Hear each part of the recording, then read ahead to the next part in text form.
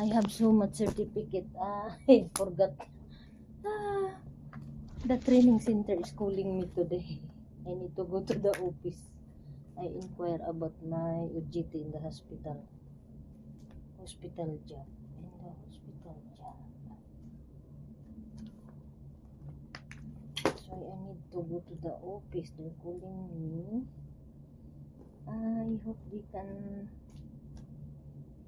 accept the payments that I pay, only how much I pay the balance next month when I get my salary.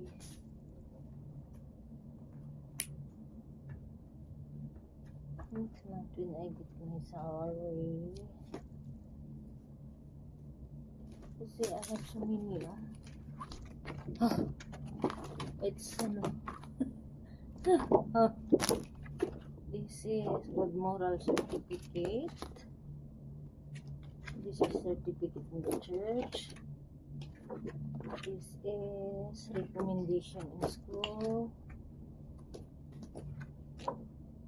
Official transcript of record. Good moral certificate for nursing assistant in caregiving.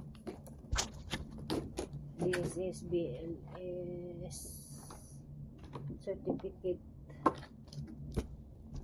This is the certificate for CSSD training.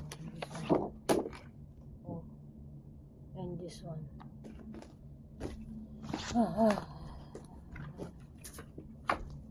have so much certificate. My brain is blowing up because I need to go to the training center today. Kasi this certificate, it's already have Ministry of Foreign Affairs stuff.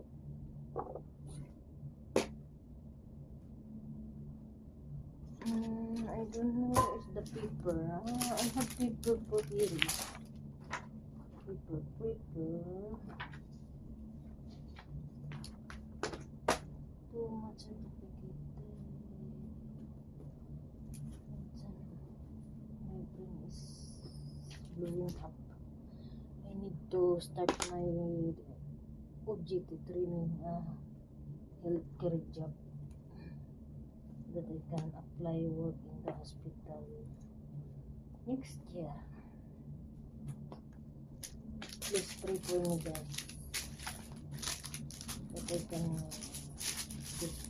work in, I can able to work in the hospital after my contract finish.